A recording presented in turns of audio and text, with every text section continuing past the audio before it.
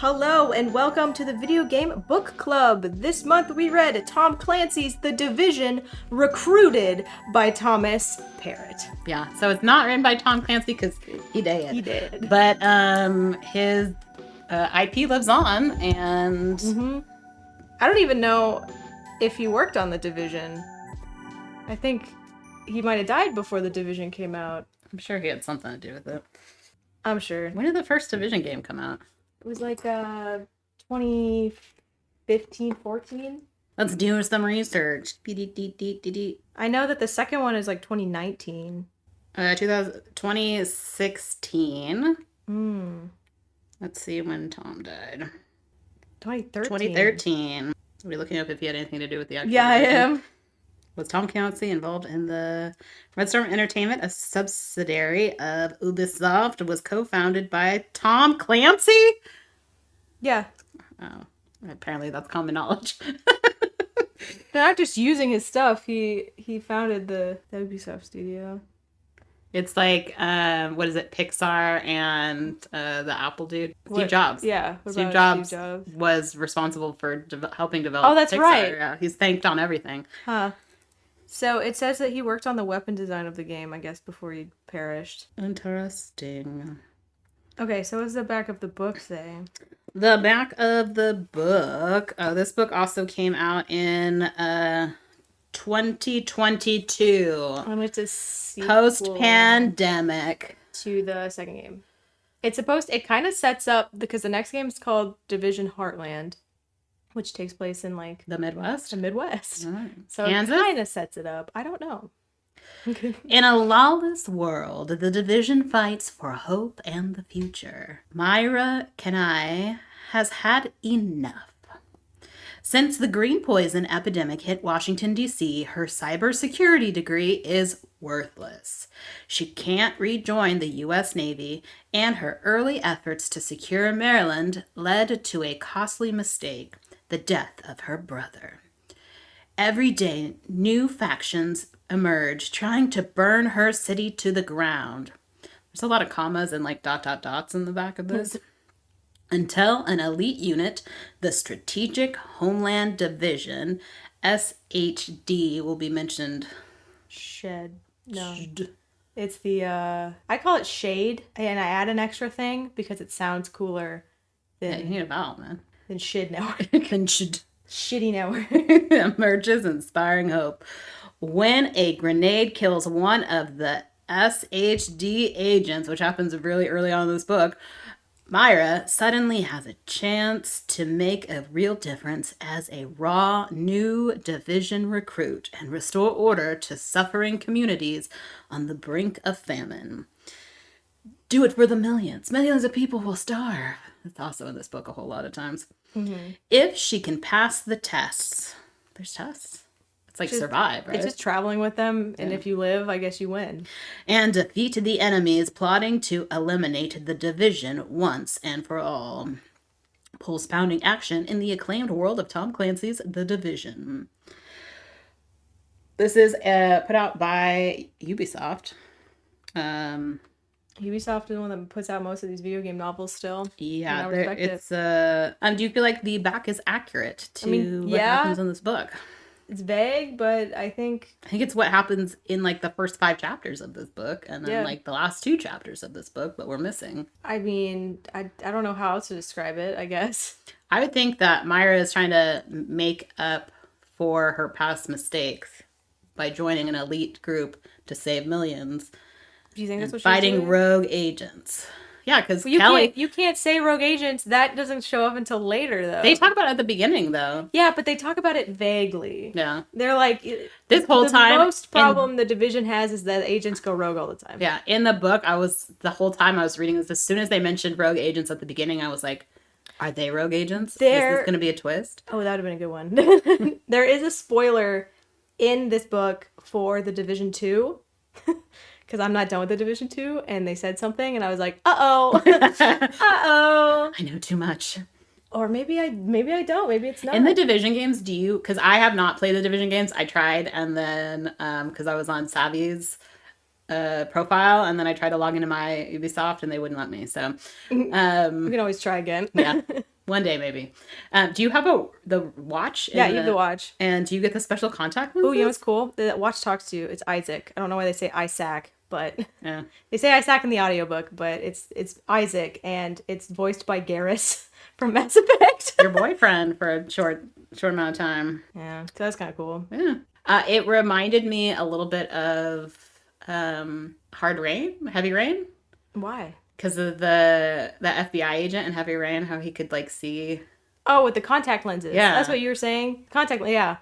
I didn't realize they were contact lenses because you're seeing all this stuff and like waypoints and stuff, like game stuff. And I asked who I was playing with, and I was like, how do we see all this stuff? And he said contact lenses. And I was like, well, they never bring that up. So I don't know. Maybe they did and I missed it. Just in like some audio log that I missed. That we're like, I'm not listening to any of these audio logs. But I guess you're wearing... Like, you cut off all the time. It's one of those where if you're listening to like an audio log and then someone else decides to call you, then their call takes priority over your audio log. So you have to go back to the menu.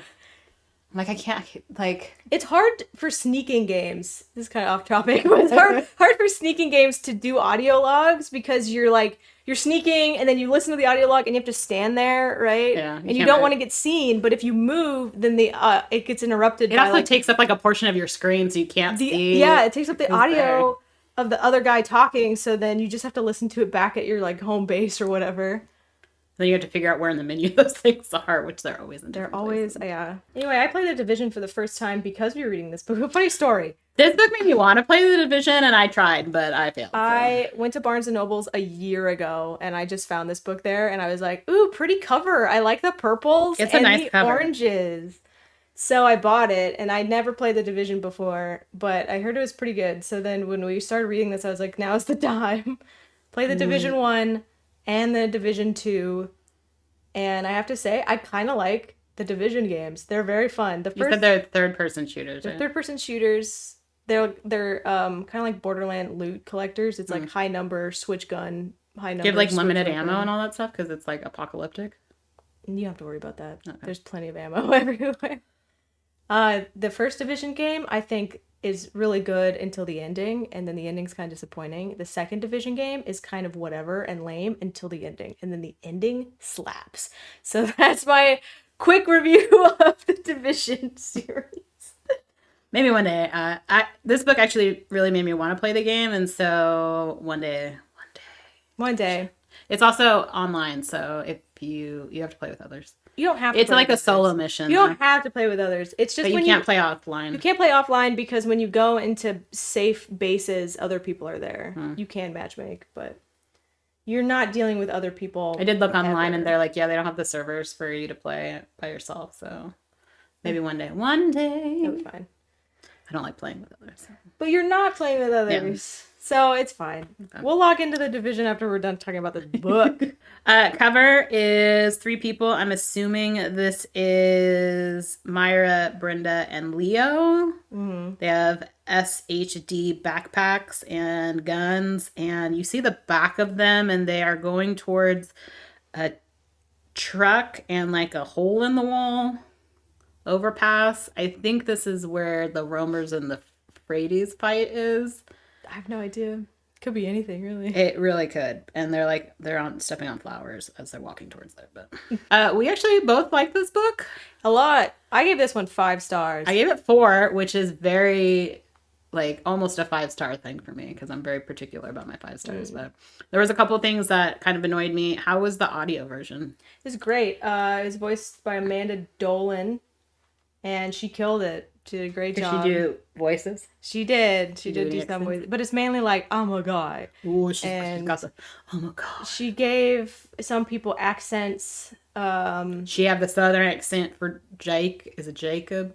I don't know who Jacob is. The people that have the cabin. Oh no, she did it. She just did it, her guy voice. It was kind of hard tell between him and Leo. But Leo didn't speak that much, so it's okay. He did not. But yeah, I really like this book. It's really really good. It made me want to play more of The Division, which I think is important for these video game novels. Like, if it makes you want to play the game, I think it did a really good job. There was a lot of descriptions in here as well, which is unusual for us for video game novels. It's usually not very descriptive, but also because we had not played the game before, going in and knowing to see what people look like. I also had a diverse cast. It did. There was some stupid guy jokes.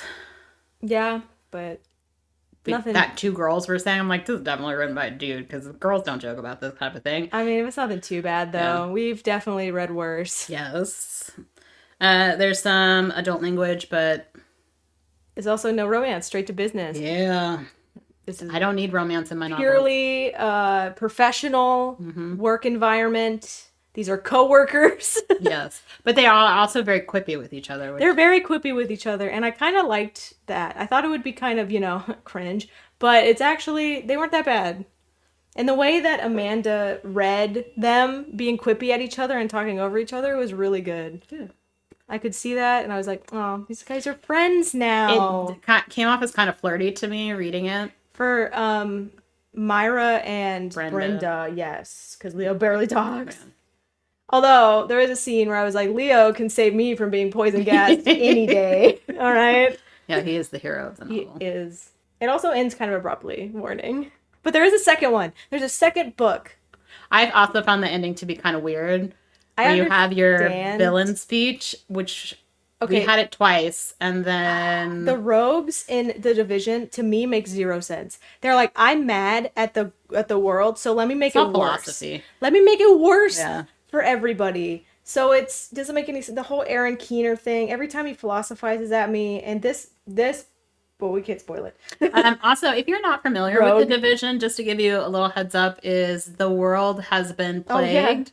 There's a bunch of names for it. It ends the green up being poison is what most people call it. Yeah, the dollar something. Dollar flu because it's spread on dollars instead of money. They say it's this form of smallpox, which is particular to the novels and is not a real, at least yet,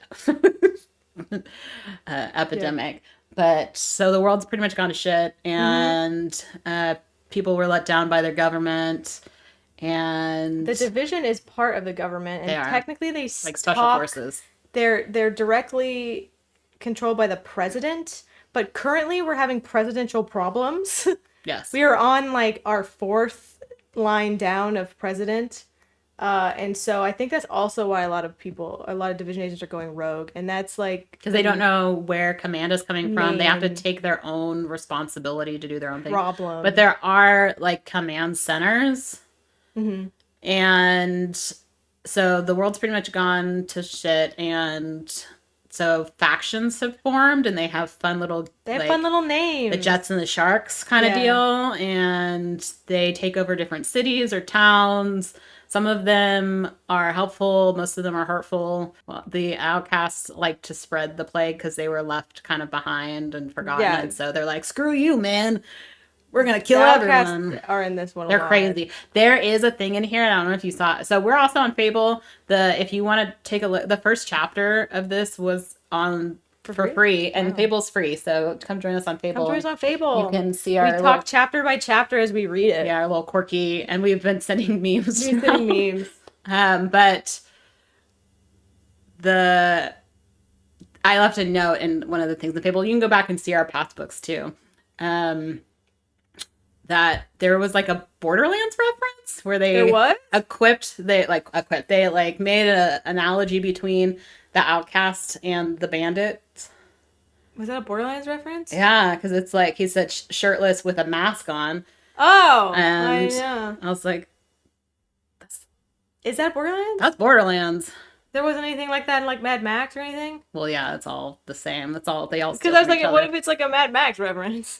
It's like the newer Mad Max versus the older Mad Max. But Mad Max came out. It's weird because I don't remember the Outcast being the shirtless with the mask, because to me that was the Hyenas, which are another faction in the second game.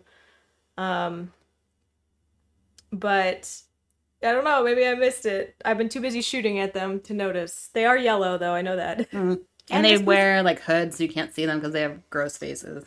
Yeah, because they were in quarantine, but they're like the only faction from the game that you have to really, is what they talk about. All the other ones they don't really talk about at all. They made 2 new ones for this one that we will talk about in the spoilers section. Are they in the game? They're not. They might be in the new game. I don't know. We'll find out. So yeah, we like this book a lot. Also, so audio version, how long was your audiobook? It's like 8 hours. Okay. Which is kind of long for us. It's not that bad. It's like, so the paperback is 317.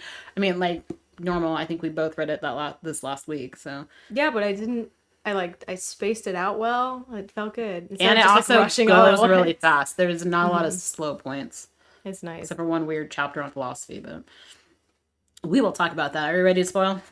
I have one more question. Yes. If you didn't play The Division. Well, I didn't play The Division. Didn't, so you say it's still. I knew what was going on. You can still read it on its own. You don't need to know about The Division. Right. I already talked about this because I was like, it might spoil the second game a little bit. But other than that, I recommend you read it. It's really good. We should definitely read more Tom Clancy. Oh, here's the quote is, maybe Dad she got an impression of a lean shape, shirtless, and wearing oversized goggles. They had a knife in their hand, gleaming with the intermittent sunlight. I was like... I don't know if that's a Borderlands reference. I think that might just be what they look like. Well, she said she got an impression of it. The outcast stabbed downward. I was playing the second one last night, and there is a Resident Evil reference in it. I think there's a couple of Easter egg stuff. It's cute. It's fun. It's a good time. Good job, Tom. All right. Okay, we're going to get some spoilers. We're going to spoil this whole book. Oh, also, yeah, it's dedicated to the Smith family. Am I supposed to know? I don't know.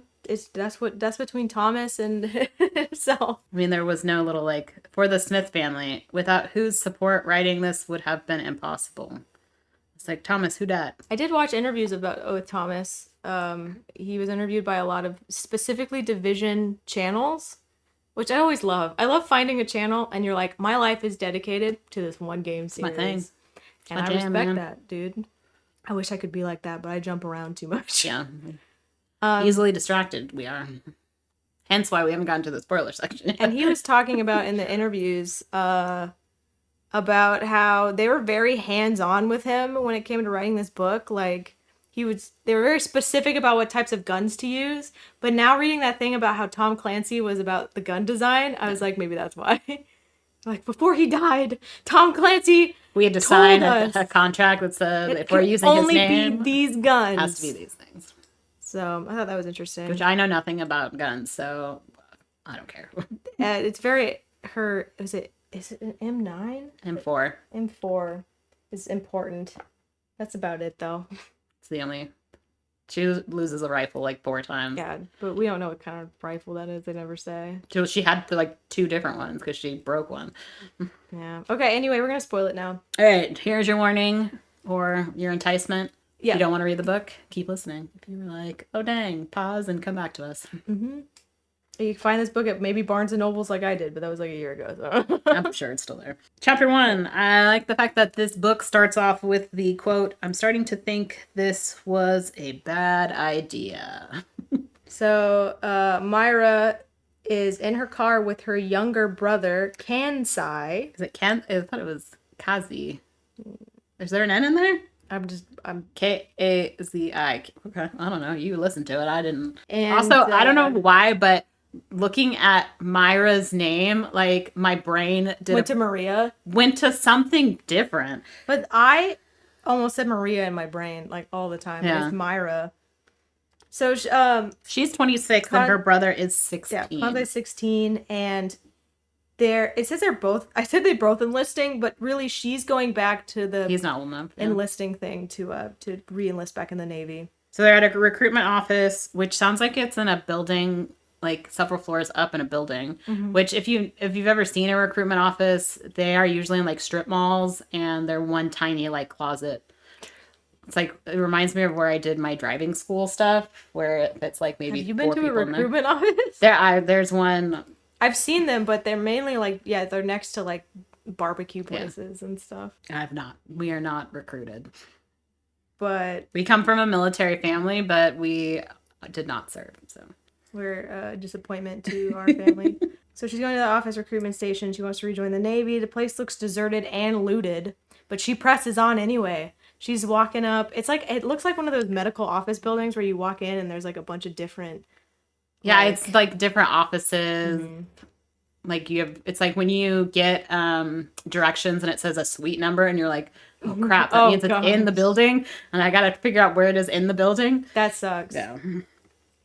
She had already previously been in the Navy, and I said, "Really, girl? Like, I know a lot of Navy people. Hater." Well, I know a lot of people in the Navy, and that also, I'm like, you're trying to save the world from this infection thing. Like, I want to fight people. Navy is not. Well, she's doing what she knows. Yeah, right? she was in the Navy before. She enlisted back to what you know, and almost 10 years ago, and it wasn't for her, so she left. And they talk about the green poison, which we've already talked about in the non-spoiler section. She's in DC, which we already talked about as well. There's looting and rioting. The office looks like it's been ransacked, so she keeps going. It's like there's no one there, and like it smells gross. Yeah. She shows up to she's the like, I know office, that smell, but she's she like, keeps it's going. Stinky. So she goes into the recruitment office, and there is a corpse in the seat At the main desk. And it looks like he shot himself. In the forehead. Yeah. And he's all maggoty, too. She vomits, super gross. And then she's like, guess I'm not going to be relisting today. And then she hears noises outside, and she runs. She's like, oh, Gonzai. Takes the officer's gun, which will be important for the rest of the novel. Yes. Because it's the Hearst gun. Her special gun. And then 1 year later. a time skip, which you hate. I like the way that it was done in this book, though, because there's another point where they're like, oh, we'll get ready, but it's going to take us 3 days. And then, like, immediately after that, they're like, okay, it's been 3 days. Let's go. That's true. As long as it's not, like, every chapter is, like, 1 year later, 1 month later, 3 months later, or 7 years back. later. I hate when it, like, jumps ahead, but then it goes back in time. Yeah. And you're like... You get one of those, don't waste it. You get one. But it's been a year when she wakes up. Also, as someone who has not played this game, I was like, WTF is a dollar flu. Is that different from the green poison? Like, why are all these names? What's going on? I mean, I've mainly heard it green poison, but I think I've heard it in the game called dollar flu, like, once. And smallpox. Dollar flu sounds way infectious. cooler than green poison. Why is it called green poison? I have no idea. Because you basically bleed out of, like, every orifice and you vomit and... I don't actually know what happens. Maybe it was weaponized at some point. Maybe it was green at that point. That's true. That's spoilers for the Division 1. Find out. Well, they talk about it in the book. It was spoilers for the Division 1. Ooh. You know what? Never mind. We talk about the outcast. You're going to play the Division 1. I don't want to spoil it for you, so I'm not going to do that. Okay. Never mind. I take back my wee-woos. It was an inside job. Just kidding. Maybe not. I'm probably going to cut this out.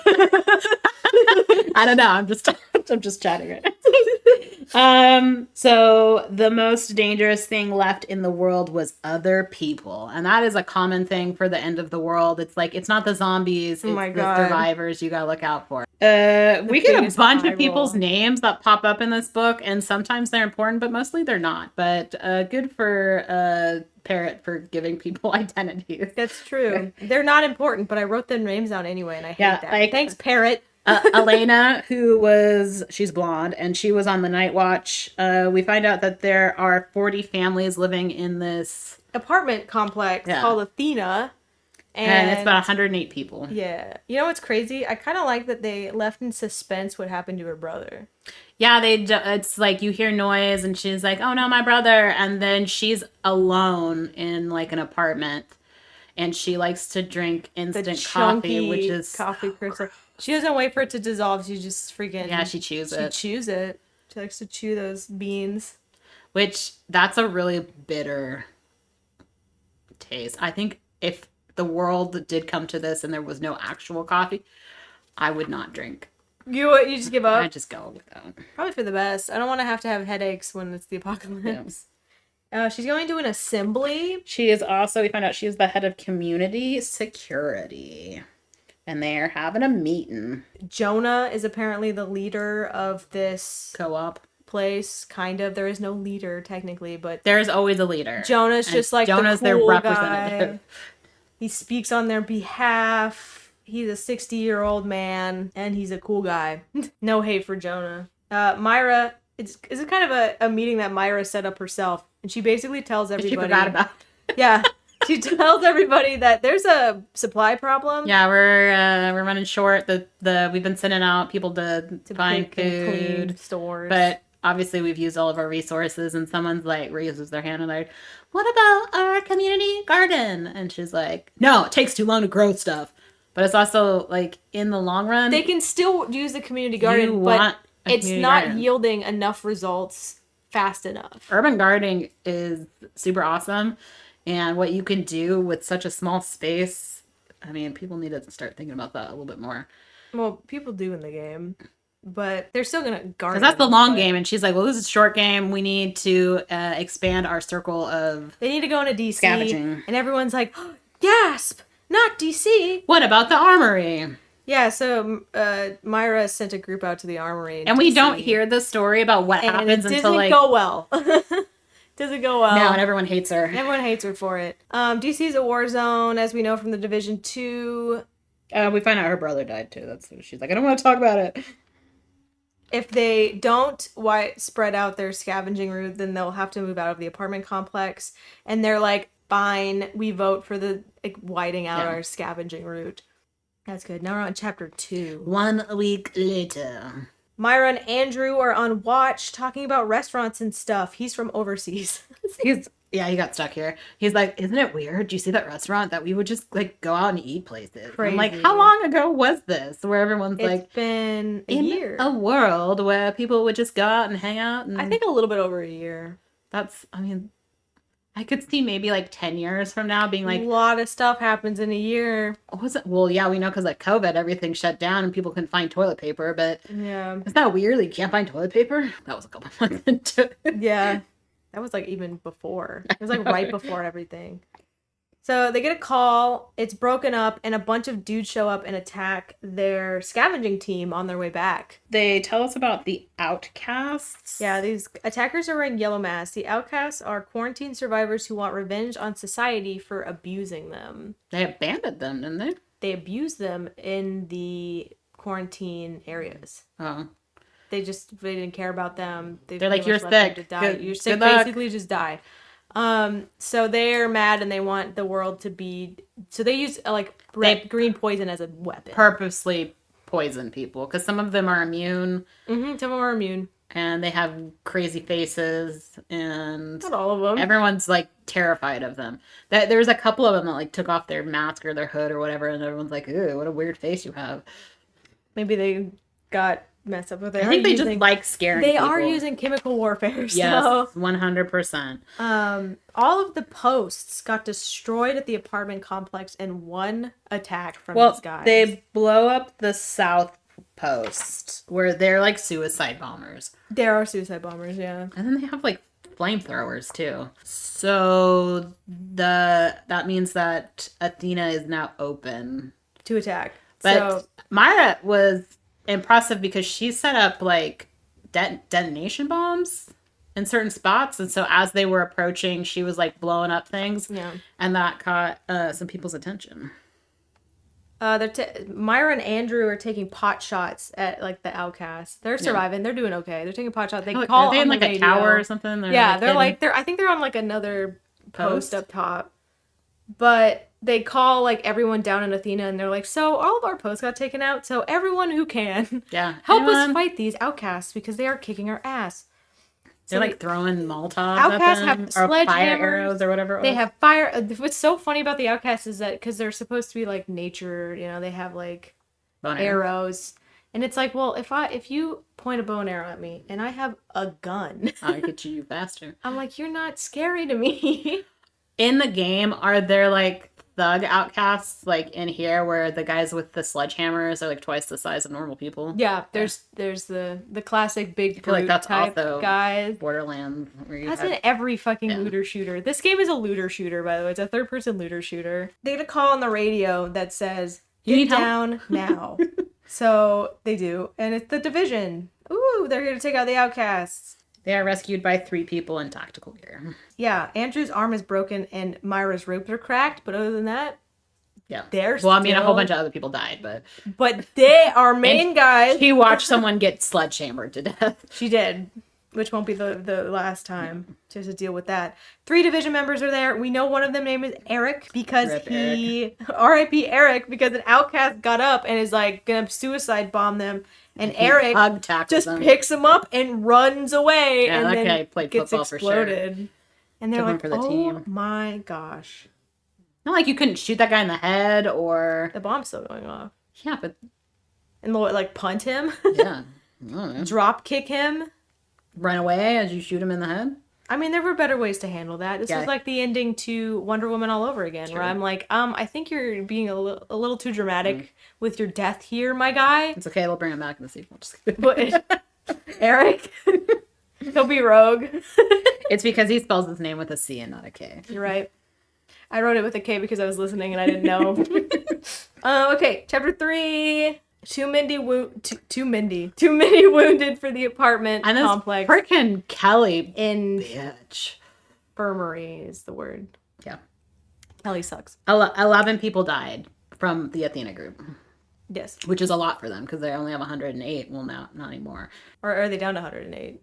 No, they started with 108. Oh, okay. So they're down to like 98 because 11 people died. Yeah, 11. I can do math. Is that right? 97. Damn.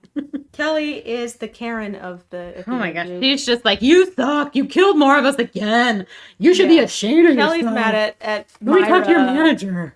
Because during the raid on DC all those years back, her son or something died. Yeah, someone died. Just like Myra's brother. We get also introduced to the 2 members of the division now. We have Brenda Wells. Mm-hmm. Who's a black lady. Yes. And we have Leo. Is it Forte? Yeah, I think so. There's an E at the end, so I wasn't sure if it was Te or... Forte. Leo Forte. Leo Forte. We learn about the division. It's classified continuity of the government, and therefore it's society and civilization. So they want to continue the government, society, and civilization. So they offer, the division agents, offer to have the National Guard, aka the GTF, which is the Joint Task Force, to help guard Athena. And she's like, oh, just call Manny. I know him. He's in the game. So DC has been stabilizing. They've been working on getting it back together and away from the gangs, but it's going to take a while. So, because like Athena's like, are the outcasts going to come back? And they're like, no, we killing those people. That was like a rogue faction anyway. Like the faction's basically, because by the end of the second game, spoilers, you kind of take out the outcast. You know, like in most games when you have a faction and they're never really gone. And you take out the faction leader, and then all of a sudden splinter groups show up. Yeah. And then you have to deal with them in the end game. So the cast outs are... It's like when we play the Jedi Survivor game. It's like, wait, who are these bandits? Oh yeah, they're the guys from the first game. I forget. They're the splinter groups. So they're like, yeah, don't worry about that. Their whole super secret mission is to figure out the food crisis, is what the division's mainly here for. So there's food coming in from the south, and it's not making its way to the East Coast. So I saw farms operating on a satellite, and they were like, We're not talking about the West Coast at all. West Coast is dead. R.I.P. California. IA. Is it? I don't know. Oh, they don't talk about it at all. That's for the Division 4 to worry about. Because if you think about where we grow food in this country, like the reason why California has such a huge like GDP is because of all the farming stuff that we... Maybe the West Coast is fine. And then you have the Midwest. And we were just like, for the potatoes and the wheat. Fuck New York, dude. We're not helping them. Well, New York grows all the apples. And then they do? Yeah, we get a lot of apples from Washington, and then New York has apples. And then, obviously, oranges from Florida. But our Orange County. Well, yeah. Well, we developed Orange County and Anaheim and all that. So we took all the oranges out and planted avocado trees. I thought we planted Disneyland. Yeah, Disneyland used to be part of it. One part of it was swamp, but part of it was... There's still a lot of orange trees when you drive around Orange County. But, like, are the oranges not making its way up from Florida? I have a feeling, because, so, Division 1 and Division 2 all take place on the East Coast, and then we're going to Division Heartland in the middle, which is the middle of America, and then maybe, if it keeps living on, we'll go to the West Coast. It'll be like Bala. Fallout New Vegas. Well, Fallout 2 takes place in San Francisco. Yeah. So they started early in the West Coast. So yeah, they're like, oh, our stuff's classified. And then Brenda, this division agent, is like, fuck it, we'll tell you. We're heading to the West, to the Heartlands to get food running because we saw that farms were operating because we have government satellites. And we're like, why aren't they shipping to us? What the heck? So we're going to go over there. We got to figure out what's going on with the supply line. Talk to them. And Myra's like, you helped us. Volunteer for tribute because these people hate me. Yeah. One, I just got yelled at. And two, like, you helped us and I feel bad just like not giving you I'll something. take you to the next. She was really only really supposed to take them past the. Yeah. And then she's like, no, I don't want as to go payment for helping them. To the next, like, past the game. Her thing is basically, she's like, only if the GTF are going to actually help us and take over basically her job. Because she's like head commando for them. And they give her a rifle. Leo's not happy about this, by the way. No. Brenda's like, You ain't Eric. Leo's like, no, we can't just freaking You're not deputizing people. Civvy. Yeah. She's like, well, I was in the Navy. And Brenda's like, yeah, sure, whatever, it doesn't matter. Anyway, chapter 4. We get this Latin thing. I don't know if you... What? It's extremis malice extremis remedis, which is extreme evil, extreme remedy, which is this whole, or desperate times call for desperate measure. And I feel like that is the theme of the book. Which I think the theme of the book is there's no good choices. Because she brings that up like 3 Well, they keep on talking about for the good of the majority. Like, how do you know if you've gone too far? Like, what is too far? And that's kind of the whole philosophical thing throughout the whole book. I mean, that's when they talk about the rogues, and they're like, so how does someone become a rogue agent? Well, she also talks to Brenda. She's like, you just killed all these people. And she's like, we got to do what we got to do. And then how you become rogue it's is like, does your Isaac watch turn red? I know. How does it know? Is it like a setting? I don't know. Where you're like, screw these people, but I still need this technology. I'm Yeah. offline. You can't hack me. I don't actually know how. Do they do that on purpose? Or are they like, I'm rogue But now? also, on the cover, I'm rogue. her watch is red. Did you see that? That's the Halo book. Spoilers, our next book is Halo. Her watch, yeah, but it's like orange. Okay. It's like just because of the lighting, I think. Because of the burning fire in front of Yeah. her. I was like, yeah, that was I have good, a feeling once you become rogue, you like decide it for yourself. But then again, I was playing the games and the rogue guy was like, oh, that red circle is a target on your back. It's like a microphone, or not microphone. So I'm like, if it's a target on your back, wouldn't you change it back to orange? Yeah. But how hard is it to change an LED Also, thing? the difference between orange and red is very slight. Yes. Especially, also, people are colorblind. So what color is that? does like Isaac know? Is Isaac still helping you? No. You're hacking into Division stuff. I don't actually know. It's kind of that's just for show. That's just showboating. It's just you're a bad guy. You red. This is how we know you're a bad guy, because you're red. I like to think they did it themselves, and they changed their. They're like, we're bad interface. guys now. I don't like this. It's like hero when interface. It's like when you make a mistake and you just are like, I'm accepting that I'm a bad person now. I'm a terrible human being. Villain era. It's my villain era, and then you just change your watch to be red. That's what I was doing. All those guys are doing. Okay. You start seeing Division T-shirts coming out that says, "I'm in my villain era," and it's all red. I'm in my rogue agent era. Are you guys in your rogue agent era? Comment down below. Red is my color. Chapter 4. Yeah. Okay. So they're leaving. They have to wake her up because she's got broken ribs. She's not going to tell anyone that. She doesn't tell anybody, and I like this is stupid. She's like, "There's nothing you can do for her." All right, It's listen. like they could be broken. I like Maira, but she makes some dumb choices. Yeah, she's also kind of clumsy, and that whole clumsy girl trope is not for me. I love clumsy girls. Clumsy girls unite. I'm like, get your act Make together. mistakes. I literally just dropped a lemon on myself. That's why we were laughing. Do you want to talk about what we're drinking? Oh, we're drinking whiskey sours because in the first Division game, when Fei Lao at the beginning is your Division, like head of Division person, is like, oh, over there is the best whiskey sours in Manhattan before your helicopter explodes. So if we're more giggly than normal, it's because we be drinking. Double shots. Myra's like, let me take my coffee, coffee. Wait, the recipe for how to make this, it's going to be on the website savvygaming.net, by the way. Come see us over there with some pics. She does have a broken rib. Can't even read I like made really short notes for this. I was like, deer, then inject drug. Deer. Oh my god. Okay. Let me talk. Okay. Maira is getting packed to go with Brenda and Leo. Brenda comes in to pick her up, and she's like, oh, but I gotta bring my instant coffee. So she grabs some of that, and Brenda judges her for it. As she should. A few hours later, after walking a lot, Maira is regretting it. The backpack's heavy, it was hot, the Division is walking too fast. Yeah, because they don't have like a car or anything, so they're walking like days. She's also injured because she didn't tell anybody she had a broken rib.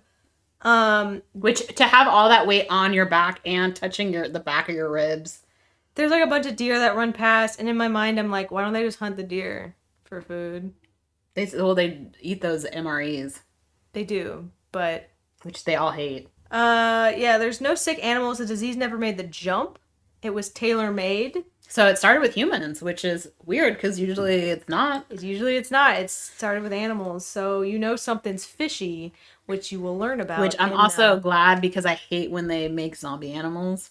Like, those poor animals. The animals in the Division are fun to... You run across them, you're like, oh, cute. I saw cats playing with rats in the street in Division 2. It's cute. It's nice. Playing or eating? I think they were eating them, but, you know, like they were like throwing them around. It was fun. Yeah. Good time. I'm glad somebody's having fun in this. They do finally figure out that she's got broken ribs, and they give her a drug cocktail. They give her the good stuff. Brenda's, because Maira is probing them for their secrets. And yeah, Brenda's like, up, I don't trust you yet until you tell us. They shouldn't trust her because she's got a big mouth. She does. She just tells everyone. She's like, I don't know you, okay? With someone with military experience, it's like you're only told what you need to be told. Like, you don't talk to your commanding officer like that. So that, like, there was a real commanding officer. She is now. She is just right now. Maira is just helping them get. But she's like a recruit. She's trying to like.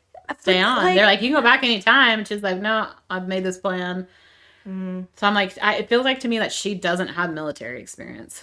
I don't think that she thinks of them as like she wants to be Division yet. Yeah. I think she's actually just trying to. Like, it's worth later because they're all like buddies. Them.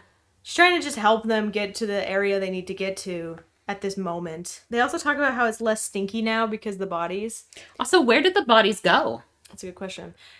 You know what's funny about the Division 1 is... the reason why there was... I'm just going to pause you for the smelly bodies. So people started dying. There wasn't enough people to like bury them because they were getting sick. And so they just left them. And that's why the smelly bodies. And it's like, they're not smelly bodies anymore. Okay, Division 1. Division 1. The cool thing about Division 1, because it takes place like week to 2 weeks after like the pandemic just started, right? So in New York, because it takes place in New York, it's snowing. So the bodies don't stink yet because it's frozen. Cold and it's frozen. So they bring that up and they're like, when the summer hits, oof, it's gonna be rough. Because Division 2 takes place in the summer, so gross. There's less bodies everywhere, and I don't know because they're putting bodies in like these containers, like these shipping container things, like these big long like containers you'd buy from Target. You know what I mean? The plastic containers. The plastic containers. They put duct tape around them, so when you're playing the game and you see these giant containers, those are full of bodies. So the shipping containers are huge. Like you can live in them. I know they're not the like shipping containers. Okay. They're like like you put your Christmas storage containers from Target is where they're putting all of the rest of the bodies. Because they'd have to fit like a grown person, they'd have to be long. Yeah, they're long. Apparently they're real. They exist. Or you can put like because you put like a Christmas tree in it. No, but like for bodies. They're long enough for bodies. So they're made specifically for corpses. Like a bunch of corpses to be able to put in a storage container. Ugh. So that's where the bodies are rotting away. A lot of them. You'll see that around the game. Well, they got a lid on them, so they're not as smelly as more in 2, because in 1, the bodies are still just like wrapped in yellow. Like, don't touch this. Police. Like. Yeah. It was, they had to like use masks soaked in perfume, is what I made a note of that. And I was like, man, that'd be too much, I think. It's like when I go to the conventions and I wear a scarf with perfume in it. You do? Yeah, because It's not that people be smelling. stinky at cons. You get really close to some of these people, If you especially the sit next third to them. day. That happened to me at a Vocaloid concert. The guy I sat next to, I was like, I hope I don't get a stinky guy. And then I did. Here's your, if you're going to be out in a crowded space and you're worried about stinky people, scarf with perfume on it. That way you can just breathe in the perfume. Or mask with perfume. Yes. That's what they were doing, the perfumes or the scent sprays for masks, because like people weren't washing their masks first of all, and it's like you're breathing in your own breath. I've definitely worn an old mask and I was like, icky. Need some spritzing. Just get a new one. We find out that Maira was in cybersecurity, which we also found out at the back of the book, which I didn't read before I read this. Wow. She was in the Navy. Brenda was a drill sergeant turned social worker, and she was in the Marines. And Leo was a juvenile delinquent with family issues because he doesn't want to talk about it. He doesn't want to talk about it. He was in the And he Army. doesn't. I respect that. Dude never brought it up again. Yeah. They were like, yeah, Leo has family issues. He's got like a hard life. They jab Maira with this magical healing juice that she's gonna definitely get addicted to. Drug cocktail. Yeah. They're like, we have limited supply. This is the good stuff. To heal her broken rib. Or actually just to because ease, you know it's morphine. ease the pain until her broken rib heals. Because even though Adrenaline, Brenda's pretty some pissed opioid. that she lied about having a broken rib, and she's like, what if I depended on you in a gunshot fight? In a gunshot fight? That's so stupid. In a gunfight. Then, and you had a broken rib and you weren't as helpful. Like, you have to tell me the truth all the time. So she's gonna get addicted to this healing juice, which she never really does, so it's okay. She gets it a couple times, but that's because she's got other broken bodies. So we have a representation from the Navy, the Marines, and the Army. The division needs numbers. They're dwindling. People are leaving and people are leaving or dying. Yeah. They get bombed. Yeah, they hear a whistle and they're like, "What's that?" And then everyone down. They're getting shelled. And they're like, "Put on your gas mask." And Myra's like, "What gas?" They got gassed. We find out that it's chlorine gas. And what's funny is Leo's like, I won't put on your mask. And Myra's like mouthing to him like, I don't have one. I don't have a mask. And then he's like, oh shit, don't breathe. So he pushes her. He like lifts her up and tries to bring her above the gas thing. And she breathes it in. She's like, I can't hold my breath. Hold my breath this long. And so she breathes it in. And she's like, oh, I'm instantly dying. This sucks. Yeah. She's freaking out, and they're above the gas now. Leo managed to push her up on this building, and Leo managed to go up and be like, you're fine. And she's like, I'm dying. Breathe in chlorine gas. If you've ever, it's they like pour water on her. 100 times worse. But if you've ever been to a pool that's over chlorinated, yeah, my skin burns. Yeah, my skin it's like 100 times worse than that. And so I was like, oh dang, she's gonna die. I would get like serious lung damage. I went into an over-chlorinated pool once, and I walked into the pool and I sat there and I was like, this feels weird. And then it started to burn, and then I screamed and I ran out of the pool and I had like burns. Don't breathe that in. Anyway, they splash water on her and she passes out. They're like, we're gonna need to get you a gas mask. So we have this shack that we have supplies in, so we're gonna go to that. Yeah. Maira wakes up. Leo's yelling at Brenda for bringing Maira along. And they're like, she could die. And they're like, what if she goes rogue? And then she's like, I need water. Give me water. They have no idea who threw it. They're going to go to I'm going to call it Shade. And if you don't call it, and you call it Shid or whatever. Oh, I just put a shack. SHD. I'm going to call it Shade. I want everyone to know that. I'm calling it Shade because it sounds tight. What else would you... Shad? There's no A. I'm adding an A in a different spot than you are. Equipment, stash. It's at a gas station. And they're gonna see if there's a map there for it. Chapter 5. It's gonna thunder and rain. It says so in my notes. Thunderbolt and lightning, very, very frightening. They're starting to be more jokey with each other in this chapter. And quippy and... They gotta move a dumpster to get to the... Fun. Secret room. They're at a gas station, yeah. The whole front of the gas station is destroyed, and she's like, you have a better place to hide your stuff than this. They found in the safe house a black gas mask for Maira. And a computer that's turned off. She's Yeah. like, have you tried turning it off and turning it back on again? She literally just plugged it in. They were like, oh my god, the computer's busted. And she went over to it and she's like, well, I'm a cybersecurity person. Let me fix this. And then she's like, the computer's not plugged in, dum-dums. She plugs it in. And she never tells anybody that she just plugged it in. Yeah. She wanted them to believe that she's like, I am worthy. I'm a genius. And then we see Roshia. Roche. Is that what that is? Yeah. Oh, it's Roshea, which weirdly enough comes into play like in about 15 chapters. You expect it to, though.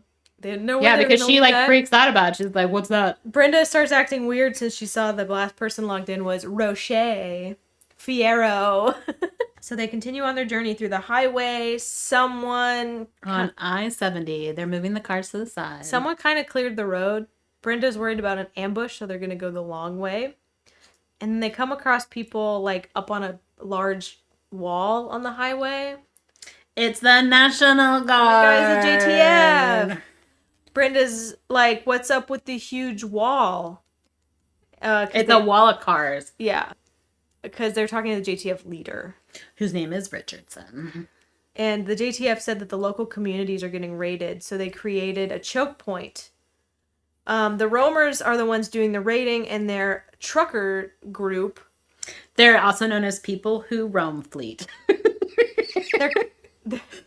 They're kind of an asshole trucker group who like blackmails you and like will get you supplies, sure, because they're truckers, but also will like extort you. They're like the mob. Yeah. They're like, oh, you need some batteries? Oh, okay. The first one's $5. The second one is like $250,000. So if you need those, we need you to pay up. Freaking Midwesterners. Don't you know? Don't you know? Hey, you want some? So they're going to the Cumberland Gap, and that's in the south where the supplies are, so that they can feed millions of people, because millions of people will starve. That's 450 miles away. Are they getting a car to drive there? No. They're walking. They're walking. So 450 miles, that is further than Sacramento to Los Angeles. Dang. That's farther than that. That's all the way across to California. California, for those of you that don't live here, is a giant state. Mm-hmm. We can't get anywhere without driving 7 hours.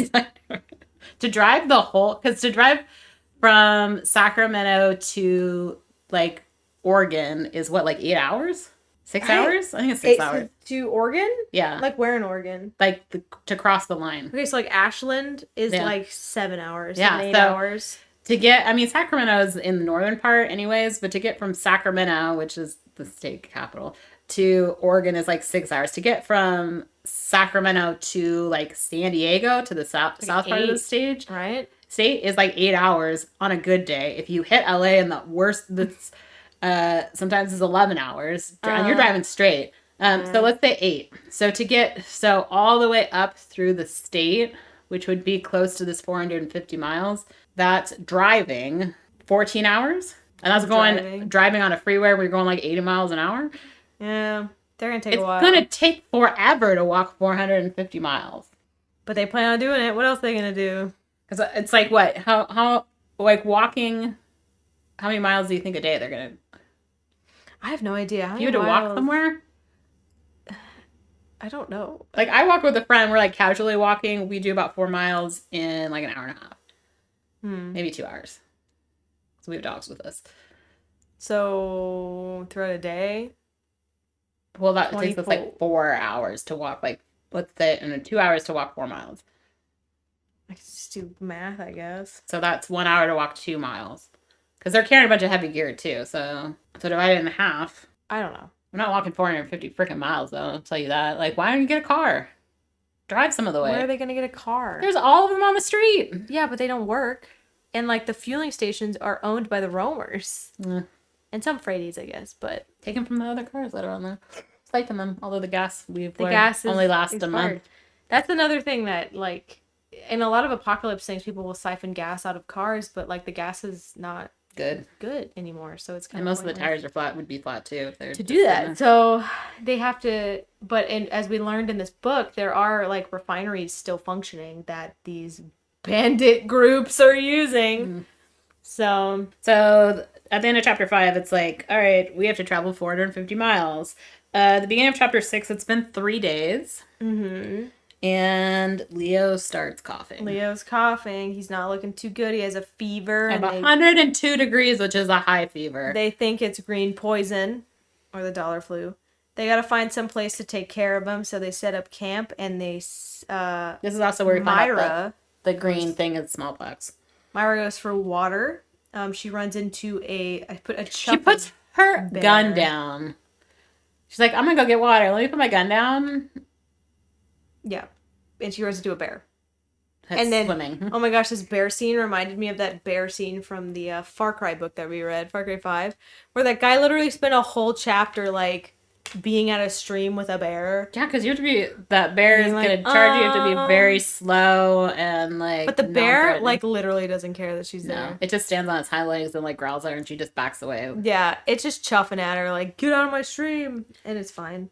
She gets the water. She goes back to the camp. Leo is out cold. Brenda starts talking about... She's a manga fan. She is. Nerd. She, and Maira talks about how she's a gamer. Also, you're bringing manga books on your adventures. You read a manga book in, like...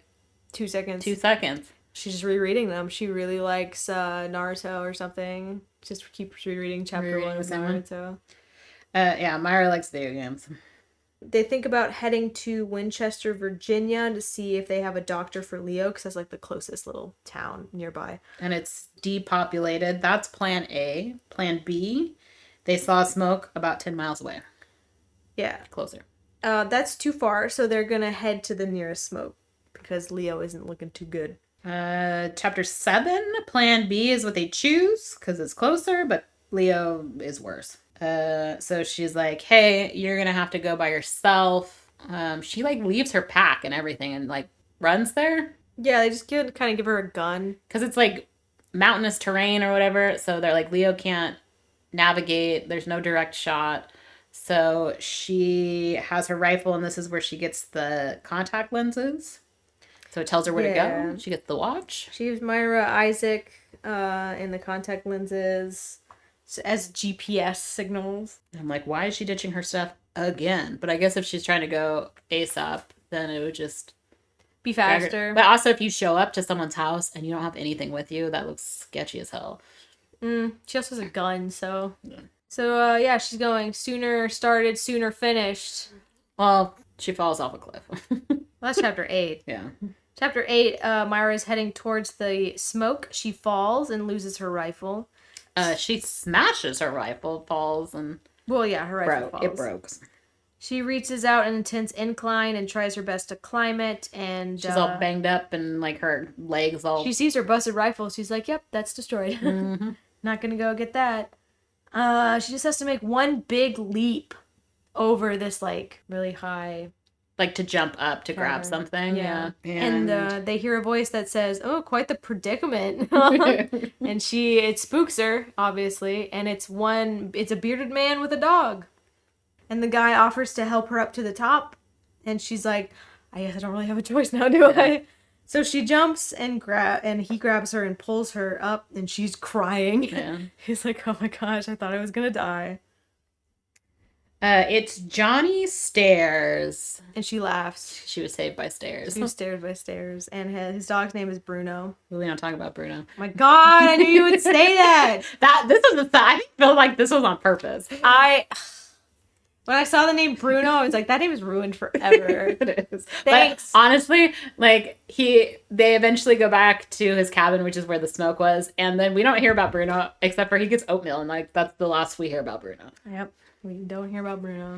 We are on chapter 9. They go back to Leo, and then Johnny's being really nice. Johnny says that, like, because they told him the predicament, right? He's like, we have a sick friend. But he's not bleeding. But Johnny's like, he can stay in the barn. Yeah. You guys can stay in the house. Like, I have a wife. Stay in the barn. So Johnny... But also, they're all hanging out with each other, so if he's infected, they're all infected. That's what Brenda brings up later. Because But they're like, oh, let me take his Johnny bag. And is- she's like, no, don't touch his stuff. He's gross. Johnny's going with Myra. Dang Myra. it. Johnny's going with Myra to go and like pick up Leo and Brenda. Yeah. And so they introduce each other. We find out that Johnny has a wife, and they make out like a makeshift sled to pull Leo around with. Which was in another book, because I had to look it up what it was before. So I was like, I know what this word means. No, we did learn that. I don't remember which book that was. So they made it to Johnny's house, and the barn is full of goats. Yeah. Which also, what happened to the goats? They died. They meet Andrea, his wife. She's pretty chill, and she offers them to, like, you can sleep on the couch. And Brenda's like, we're probably exposed, so we're gonna stay in the barn with Leo. Myra falls asleep instantly, and when she woke up, Brenda gave her Ranger candy, aka ibuprofen. Ibuprofen. Ibuprofen. And Andrea gives her oatmeal, and Leo seems to be doing a lot better. Because he's like, oh, is that oatmeal? I could eat. Did you think that Leo was gonna die? No. I thought that there was gonna be like, oh, we have to leave him. Oh, interesting. I thought he might. Probably should have left him, and then he's like, I'll catch up. I know where you're going. Because they already kind of introduced him as like a decent dude after he saved Myra from being poison gas. So I was like, they might just kill him in this chapter. I say they, like Thomas isn't one man, but Thomas Parrott might kill him. Ubisoft might kill him. Ubisoft read it, and they were like, I think it'd be better if Leo was dead. We hear that Johnny and Andrea, they were planning to live off-grid. So... Yeah, we're chapter 10, by the way. Oh, that's chapter 9 still. What? Where they talk about, we put solar panels on, and it was like a weekend cabin, and we were slowly doing work to live off-grid, and then all this shit happened. So we haven't really seen anyone. We don't really know what's going on. We just ended this cabin. Okay, now we're on chapter 10. There's a drone. Yeah. We find out Leo doesn't have green poison. That's great. Brenda and Myra help out around the farm, and Brenda launched a drone before they went to the farm, and the drone sent back a recording, and it's a recording of a semi-truck with a bunch of outcasts in it. 30. It followed them into the woods and just released the outcasts into the woods. It saw where they came off of the road ago. Where they were hanging out with Leo, and the guy came, and so someone's tracking them. 20 minutes ago was when that footage was taken, so they're coming up fast, and they're like, we got to work together to fight off these 30 outcasts. Yeah, these poor people helped us, and so we can't just leave them. And she's like, we could just leave them. And they're like, they thought about it. The outcasts. They're just gonna kill them. They were like, we'll just like run off, and then maybe they'll follow us. And they're like, yeah, but what if they don't? Then they'll kill these guys. Yeah. So we have to fight. And Johnny's like, I gotta defend my property, you know. So they prepare for battle. Johnny gives Myra a rifle to replace her an old rifle, but he's like, it still works. And then the outcasts attack, and all hell breaks loose. And also, they're in the middle of the woods. A flamethrower in the middle of the woods. This is outcast. The outcast lit the cabin on fire. They're like had Molotovs, and so Myra is like a sniper almost. She's in the barn. Yeah, she's set up to shoot middle mass, like in every one of these fight scenes. This is our big first, like, besides the chlorine gas, which we didn't really... It's not really well, no, the Athena one was a big fight scene. Yeah, but she was, like, on a tower the whole time and just watching everyone die. It wasn't really a fight scene, but her barn exploded. And the guy came with the sledgehammer. The sledgehammer. We see the sledgehammer probably like she had to go full sicko mode on them. Yeah. Which was basically, she had to just, like... There was this huge fight scene where she fought the guy with the sledgehammer... She's like rolling around. Escapes, yeah. This wouldn't be the last time she fights a guy with a sledgehammer. Mm-mm. It seems to be her curse. Oh, she also falls out of the spot where she was sitting to snipe people, and she dropped her rifle again. Again, flamethrower in the forest. You're just lighting everything on fire, and you're not going to control where that flame is going to end up. Yeah. Stupid. Johnny is dead. Yeah, they go to find where Johnny was posted up, and they see a lot of dead outcasts, but they see his feet. And then Myra is with Brenda, and Myra's like, "What about Andrea?" And Brenda just points at the burning house and is like, "She was in the house." We don't hear anything about Bruno and the goats though, so. But the barn was exploded, and the house is on fire. Wouldn't they just like let the goats out of the barn? No. Why would you want the goats there? They expected them to win. I would have let the goats out. So the outcasts are retreating because they are technically winning. Yeah. So, then they leave. Maira, Leo, and Brenda are gonna leave now that they caused this much destruction to these nice people. Chapter 11 is all about Myra's having difficulty dealing with the fact that Johnny and Andrea are dead, and she blames herself, which she should. And Brenda's like, you can't do that. You can't blame yourself. Well, you can't. Because it'll just... like, they are somewhat responsible for it. It doesn't matter that they're responsible because, one, she's right. It's the outcast's fault. The outcast came and attacked them. It's not... And if you think it's your fault and it drives you as crazy as it does Maira, like, what are you going to do about it? You're just going to wallow in your own self-fucking-pity. Not going to bring anyone else into your group. You're going to wallow in your own self-fucking-pity and you're going to just kill yourself. There's no point in thinking that way. I feel like they should take some responsibility of the fact what that are they gonna do about it? Would have been okay. Oh, that was my shoulder. There would have been okay without them, yes. Yeah. But they wanted just completely be like, their property. We're not. It's not our fault. We weren't involved at all. But the fact that the outcasts were tracking them, you can't let it eat away at you. No, but I think you should. That's what she's coming across to Maira because there's two types of people: the ones that can handle, like it's my fault, and the ones that they'll just kill themselves, right? Because they can't handle that kind of guilt eating her up. I mean, Myra's barely handling with her brother. Yeah, that was her fault we hear the too. Story about the armory. It was his fault because he wasn't supposed to be there. I guess, but you can't blame yourself all the time. I don't know if blame, but like you should take some responsibility for that. But how? By just admitting it? Yeah. Saying that's my fault? Then what are you doing? They're dead. Who are you admitting it to? What's that good gonna do you? Are you just gonna be like, it's my fault? Are you gonna try to learn from the experience? Yeah, learn from the experience. Is that the point? And so know, like, you hold some responsibility for the fate of these people. They needed to have Leo stay in that barn. Yeah. Because that fucker would have died. Really, they could have just stayed outside. It only took them another day to recover. That's true. But maybe the oatmeal helped him a lot. Yeah. It's true. I do think that they killed them, but I also agree with Brenda's, like, you can't constantly blame yourself for this kind of thing. I feel like blame and responsibility are, like, for me, two different things. I don't think that. No? I think blame and responsibility are the same thing. Because if you feel like you are to blame, then you feel like you have to take responsibility. If you feel like you are not to blame, then you don't feel like you have to take responsibility. I feel like taking responsibility alleviates some of the blame because it is that acknowledgement of learning from that and not doing it, not repeating your behavior. If you are not to blame, then why would you take responsibility? I mean, you're a little to blame. You're just not, it's solely to blame. The crime that they committed, I guess, was being followed, and they didn't know that. Yeah, but even introducing that Leo could have had the sickness, and by interacting with these two people, they could have infected them as well. They didn't know. But they put him in the barn. Yeah. They did. But it's smallpox. It's highly contagious. I can give it to the goats. Yeah. Because it doesn't move over spread. Animals, so. Well, that we know of, because...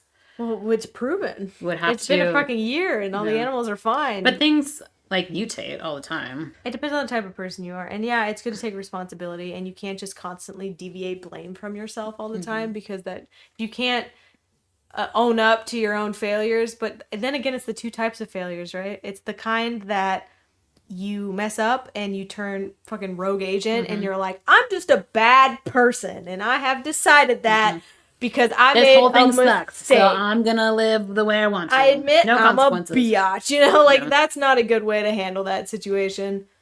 But I'm honestly like, what are they going to do about it? Just like never, if somebody else gets sick, they're just like, fuck it, you're gone. You're leaving. I'm leaving you rather than... Yeah, here's the MREs. We'll... Rather than cause another civilian family in the woods to die, I'm just going to leave this division agent to die. I don't know what you would have learned from that. And I think maybe that's what Brenda was trying to get across. We do finally hear about the armory, though, in chapter 11. Yes. Armory in DC. They're like, oh, there's an armory, thinking that no one else was there. The True Sons, which is another gang, but they were there, and they just like to murder people. The True Sons, or they do bring up the True Sons. They're in 2. They're kind of like if the police, I feel like they're like the Joker. the people who have the flags with the blue strip on them, if they became a faction in the apocalypse. That's what the True Sons are. Like a militia? Yeah. They're like those types of dudes. We have those already. Your neighbor with the, like, I know a cop or I am a cop, and then they became the, like, militia group that are dicks. Then, yeah, that's the True Sons. I know people with those flags that aren't dicks, so. Not talking about all of you, just Oh my god. some of you. So the armory, the True Sons were there. They just basically killed all of them. Her brother was like hiding, and then she was trying to get him to like stay and then only go when she told him, but he freaked out and just saw her, and so he runs to her and he gets... Yeah.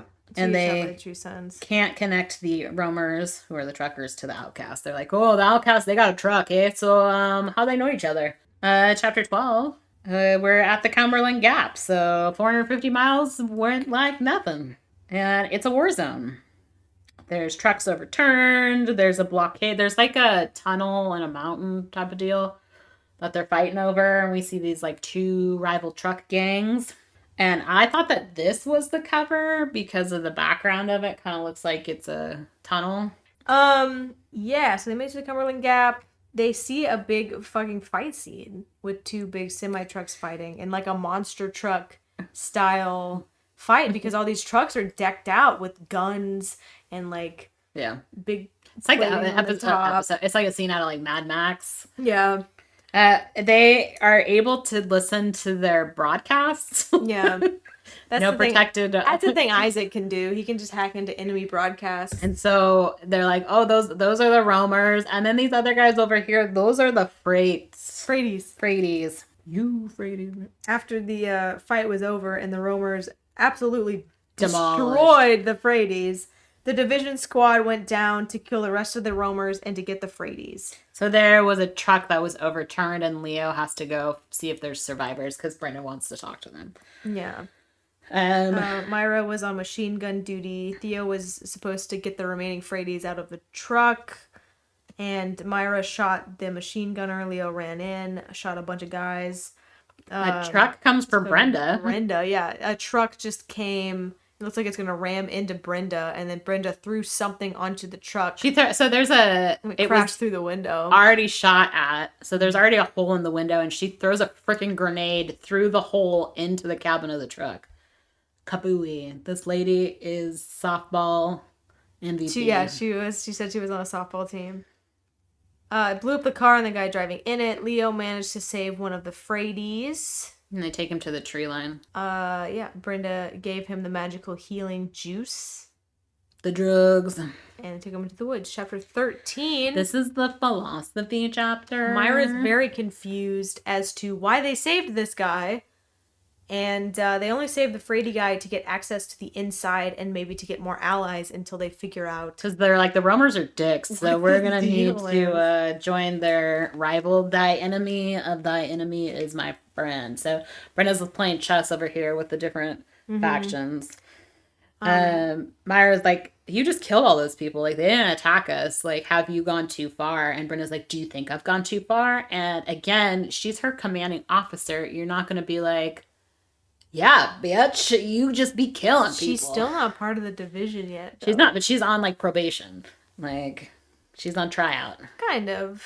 The person they saved has the best handle. With Dixie? His name is Ryan, a.k.a. Dixie Dog. Yeah. He woke up and he was like, I ain't telling you shit. And then they're like, oh, we're division. And he's like, then I'm definitely not telling you shit. Brenda's like, I just want to get you home. And Ryan says you can radio.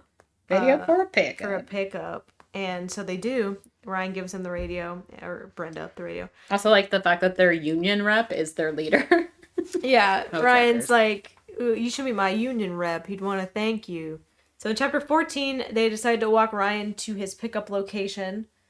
And they say the chief wants a word with them. They're riding with Longboat Louie. And they get to keep their weapons, which is very polite. Yeah. Do they call it Louie or Louis? Louis? They call it Louis, okay. Yeah. So the Frades base is an old filling station. They meet with the leader. We hear again that the roamers are hoarding to make money, so everyone thinks they suck. Yeah. Miguel is the chief. Division agents are trouble, and he admits that what the Frades are doing isn't exactly legal. And they think the Division is like, you can arrest me, says Miguel. Yeah, because they're doing illegal stuff, and they're like, there's no law. Brenda's like, no, not really. We just actually want your help. And then, like, the mood shifts in the room, and they're like, oh, shit. There is a phrase in here of no true Scotsman. Yeah. Have you heard of that before? I actually have. I have not, and I had to look it up. Then it's like a fallacy. So the no true Scotsman, if you don't agree, you are not part of the group. And where it comes from is the example of no true Scotsman puts brown sugar on their oatmeal. So, and they're like, my uncle does. He's from Scotland. And they're like, no, true. It's basically what somebody says when they're trying to be really annoying. Yeah. It's like, yeah, what I said was right, though, because I said no true Scotsman. So, like... You may be from Scotland, but you're not a Scotsman. Mm-hmm. I was right the whole put brown sugar on your oat. Who doesn't put brown sugar on their oat? You just eat an oatmeal plain? What is happening? What's wrong with you? I don't want to be a true Scotsman if that's how it would take. Oh, gross. They're like, yeah, we'll help you take back the tunnel because they need the tunnel in order to get the food through. And the Frades are like, yeah, we'll help you. We're gonna save some people. We're okay with that. And they're like, okay, give us 3 days to put our stuff. Also, they do talk about they think there's a mole because they seem to know, like the roamers. Yeah, know what they're up to. Know where they are all the time. Like how many people they are and all that stuff. Yeah. They explain that at all? Yeah, they do. So there is no mole? It's the Division agent working for the roamers. It's because she's got tech? Yeah, Isaac. Is she like listening in? Is that the deal? Isaac can tell where people are and listen in. Because they didn't like explicitly say that, so it was, yeah. But I guess I could take that. Okay, so chapter 15. 3 days later, Maira's got some new gadgets. Leo's got a gadget too.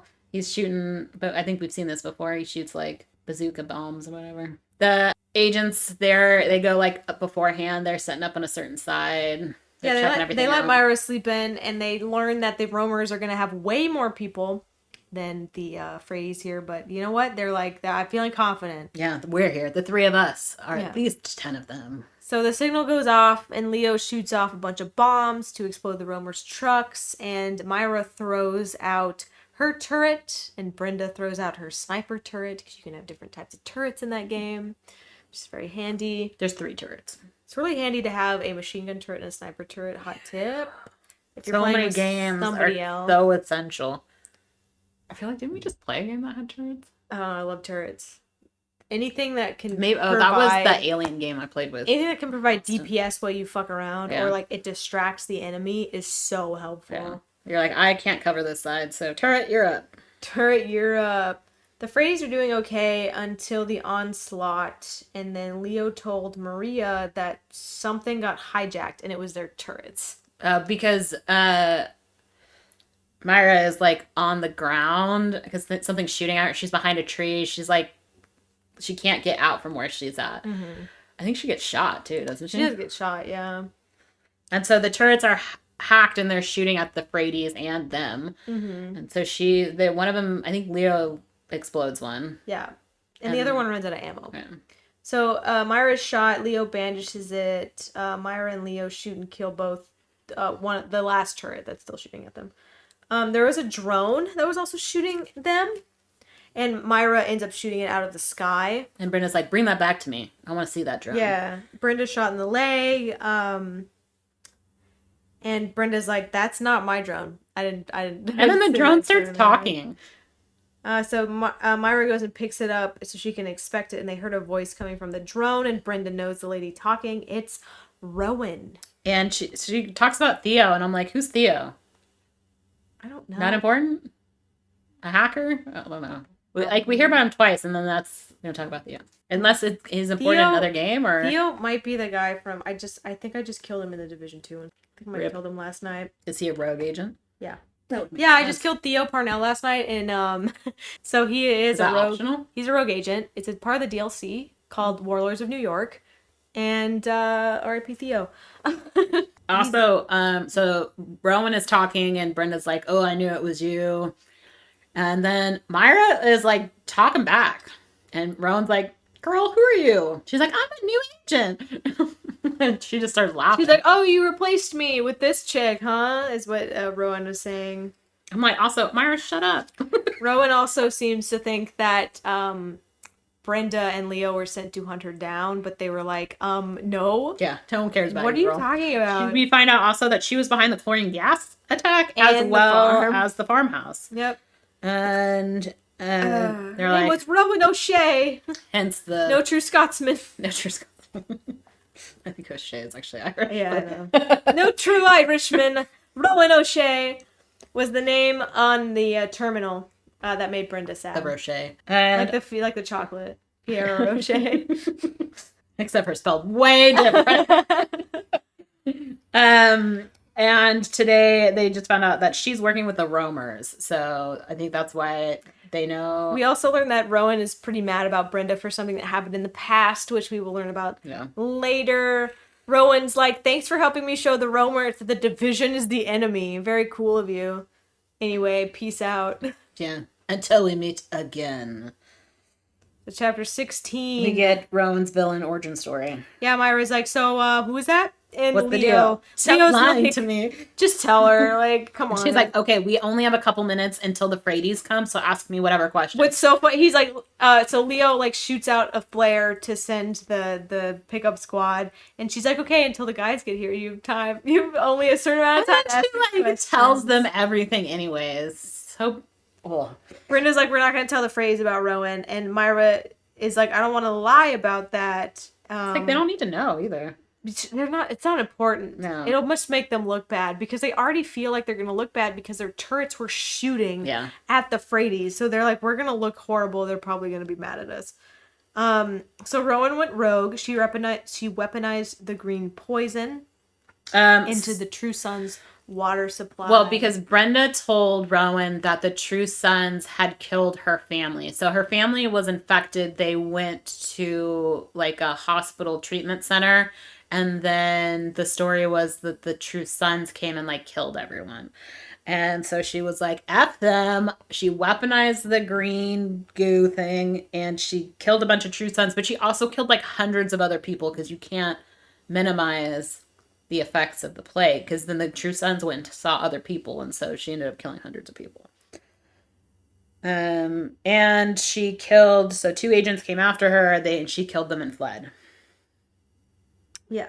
And we get that we do what we have to do. They learned that the outcasts actually told her the truth. So that's why she went rogue. Yeah. So did we get the true story here or later? Later. BRB with them. Yeah, so then the Freddy squad shows up and now we have to move on to chapter 17.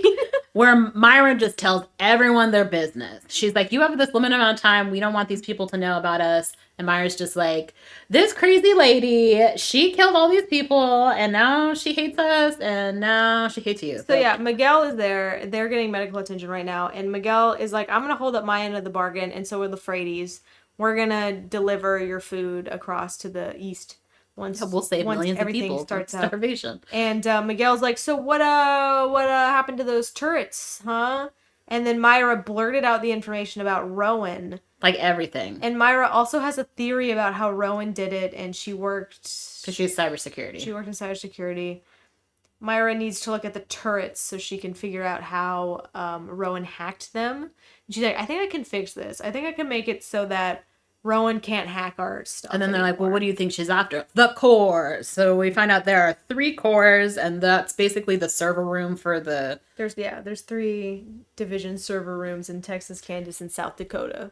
And so they're like, oh, well, she's not going to go to South Dakota because there's like nothing there. And then, so they're like, Kansas. Must be Kansas. Yeah, they're pretty sure it's Kansas. For some reason, they ruled out South Dakota and Texas. I don't know, but they figured it out. Oh, logic. So they're like, well, we need a ride because she's got the roamers trucks. And so we need to beat her there. And so Dixie volunteers to take them in a truck to Kansas.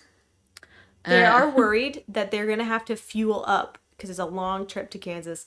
And they're like, the only way to fuel up might be to stop at Romer's fuel station. Oh, that comes later. No, that's in chapter 17.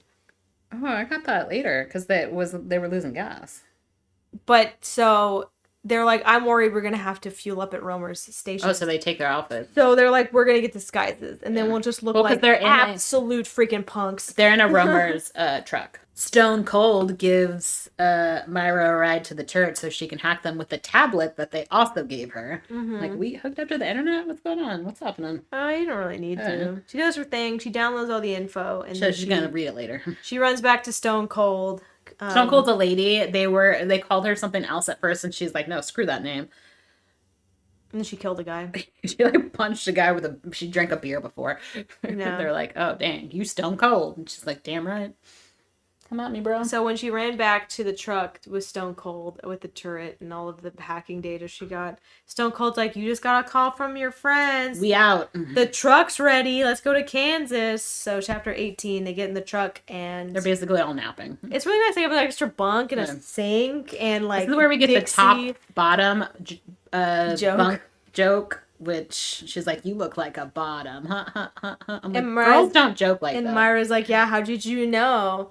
Myra finds the non-hacking program that she used for the turret. Okay, what was funny was I think because Myra was like, "Oh my god, we have a sink, baller!" They all, and she washes herself in the sink, and Dixie's like, "Oh, thank God you guys are washing yourselves because you guys smelly." Yeah. Well, they've been walking for 450 miles and gassed. Yeah. So the program for the turrets was not sophisticated at all.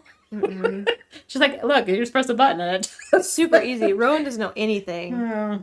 We get where the Frady's name comes from, and that's for some reason my kids freaking that pisses off Elise over favorite song, Euphrates River. What? There's a Superman song that someone changed to Euphrates River. And that when I taught sixth grade, the Superman, like yeah, the kids loved it, and that's the song they sang all the time. Oh, so it's like every time I hear Euphrates River, it's the. So yeah, when I first read this book, I thought that the Frady's was kind of a stupid name because like, it's a double entendre. Romas sound cool. Romers. And they're like, oh, it's a pun, and it's like it's a double entendre because they're freight trucks. But they're like, Euphrates River was the cradle of life, the beginning of civilization. All roads lead to the Euphrates or some shit like that. And so it's like your Frady's, Y-O-U apostrophe R-E, his then becomes Frady's, and it's like, Euphrates. It's cute. Because honestly, I thought it was stupid. And then they described the Euphrates River thing, and I was like, okay. Yeah, it's the first civilization. Kind of cute. I like that.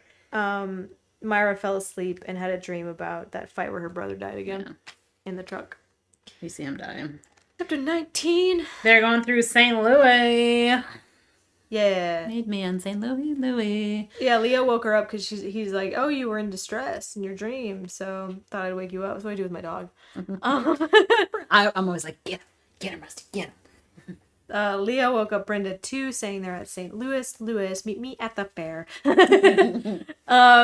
Brenda's worried about an ambush, but so they have to go through St. Louis because it'd be like a too much longer detour around. Yeah, it's like 2 hours, but they're because they had to go across the Mississippi River, and they're like, oh, what if they just blow up the bridge? And they're like, well, it's either that or we go like hours away, so they have to push through St. Louis. They put all their gear on and they're ready for a fight. And you know what? They were right.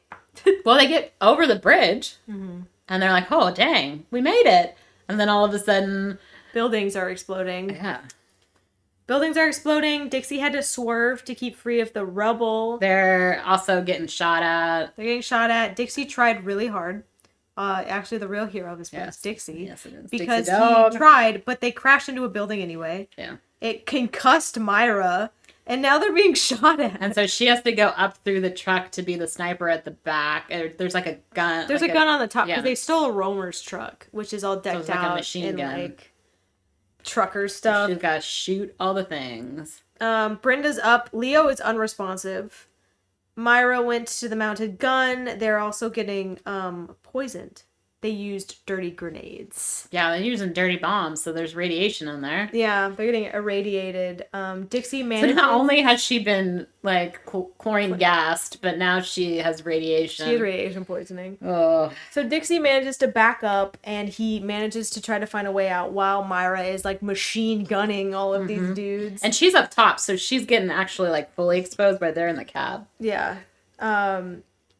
And they eventually made it out. And she's covered with all this grime and stuff, and then all of a sudden Brenda comes up and is like, "Are you okay?" And Myra's like, "I'm all dusty." She's like, "Take off your clothes." They ran outside, all of them stripped. They had to wash themselves and shave their heads, so they're all bald. Are they? I didn't even get the shaved head thing. They're all bald. Oh. They all shaved their heads. They all shaved their heads. They all shaved everywhere. They washed they like threw their clothes away. They're all nude, and Myra's like, "It doesn't matter because we're all fucking scarred. We're all out here like, oh my that, and gosh." they still have the roamers clothes to put on, so Yeah, they have the roamers clothes to put on, so it's fine. They're cleaning. They were like only essentials, so they're cleaning their weapons and their masks. Mm-hmm. Anyway, chapter 20. Their truck is leaking gas, but They got Dixie's shot like at. not super concerned about it. Or I'm like, it couldn't have, if it's trailing gas behind you, anytime you have a spark or anything, that couldn't have, or is that too Hollywood? Maybe that's Hollywood. Okay.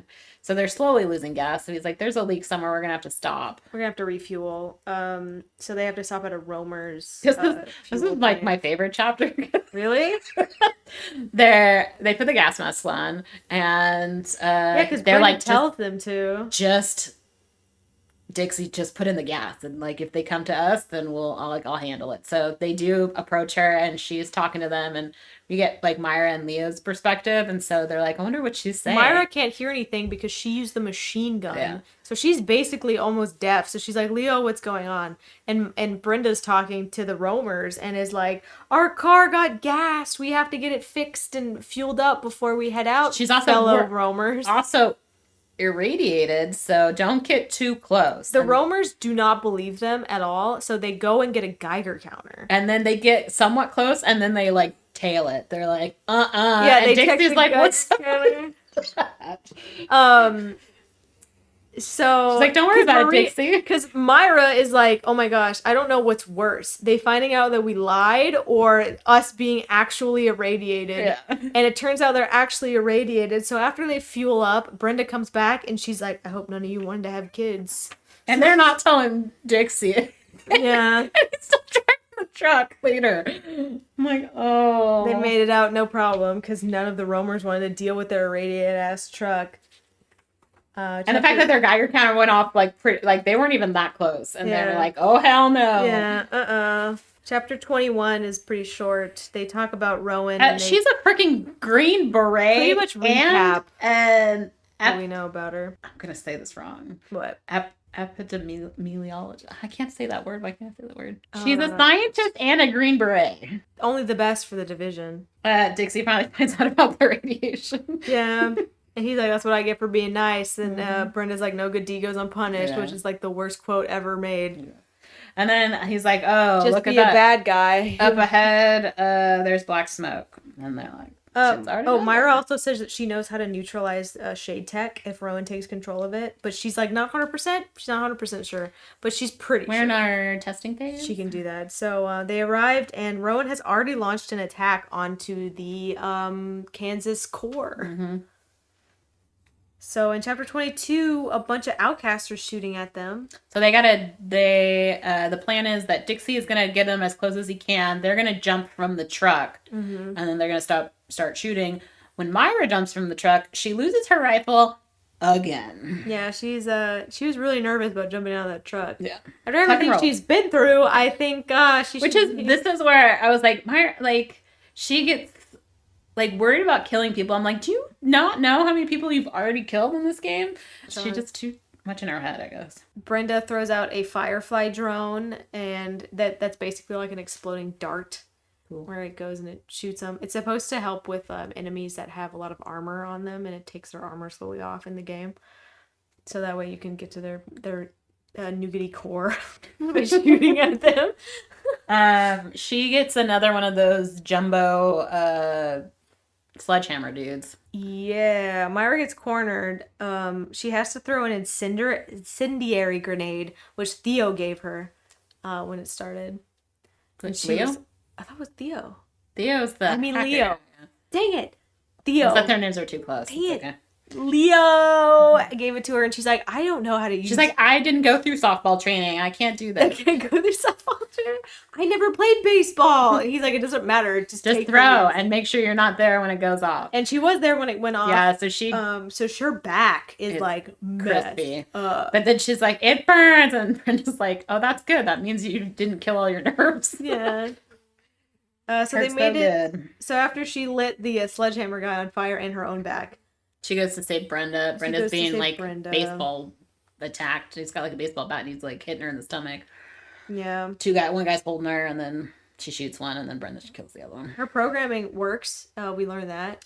Though it takes forever for her to hack. And this is where I was like, they're rogue agents because the hacking into the bunker, none of Brenda's stuff is working. Mm-hmm. So she's like, I'm more of a software girl than a hardware girl. But she's looking at it and she's like, this is freaking 10 digits. And Brenda only has 6 digits. I was like, oh, they changed the password. Not invited to this party.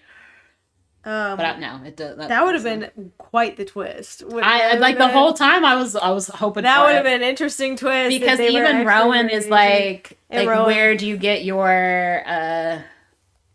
She's like, oh, I was reassigned, and they're like, who reassigned you? She's like, me. Yeah, well, it's because she's like, who are you taking orders from? The presidents are dead.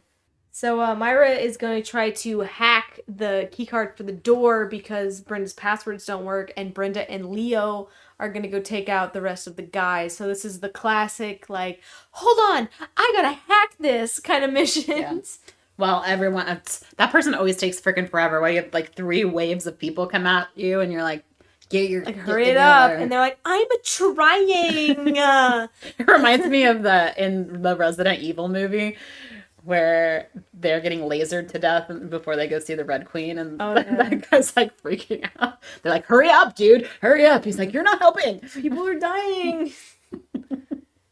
So she connected her tablet to hack it, and then, because she's like, oh, it's only 10 digits. I can just do a random number generator thing. Super easy. So she goes and hooks up her tablet and then leaves it there to go and help Leo and Brenda. But Leo's been shot in the leg. Someone's always shot in the leg. He's not looking too good, but it's okay because the door managed to get hacked. So they go inside and people are dead. They also prop up Leo in front of the door. Yeah, so if anyone comes in, he's pretty busted up, then he's covering their backsides. It's the Brenda and Maira show now. Chapter 23. They're walking further. It's almost like mirrored like that first chapter where there's all this like things are broken all around her, right? But she keeps going in. Yeah.